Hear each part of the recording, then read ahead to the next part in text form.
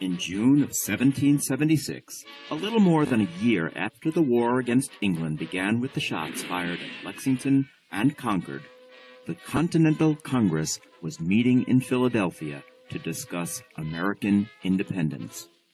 After long debates, a resolution of independence was approved on July 2nd, 1776. But it was 2 days later that the gentlemen in Congress voted to adopt the Declaration of Independence, largely written by Thomas Jefferson, offering all the reasons why the country should be free. More than 235 years later, we celebrate that day as America's birthday.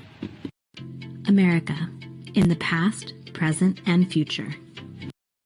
This is a state-by-state look at how immigration to America has changed over time. In 1850, the vast majority of newcomers were from Ireland and Germany. In the 1860s, the labor shortages during the Civil War created strong demand for immigrant labor. 1870 saw Mexico become the top country of origin in much of the Southwest, while British immigrants preferred the Rocky Mountain territories. The 1880 census showed that the Chinese were coming in large numbers. The American population exceeding 100 million in the 1920 census, there were equal numbers of German, Italian, and Russian-born immigrants.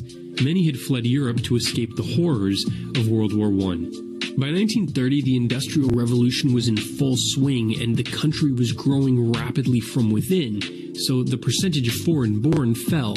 And for the first time since 1850, Mexico was the dominant country of origin for new arrivals to California. By 1940, the quotas and other congressional measures passed in the previous decade to restrict immigration sharply cut the foreign-born population to below 9%.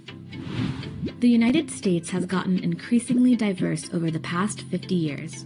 In 1965, the U.S. population was 84% white, 11% black, 4% Latinx, and 1% Asian. Less than 5% of the population was born in another country. And of the 535 members of Congress, just 5 were black, 4 were Asian, and 4 were Latinx. That means Congress was less than 3% people of color, and over 97% white.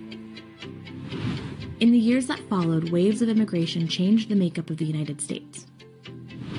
From 1965 to 2015, half of all U.S. immigrants came from Latin America, and 1/4 came from Asia.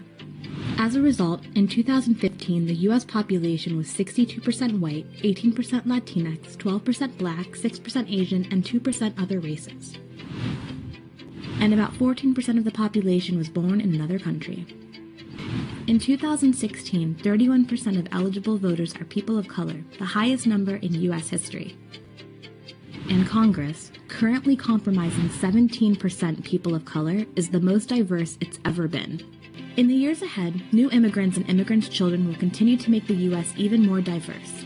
By 2055, no single racial or ethnic group will constitute a majority in the United States.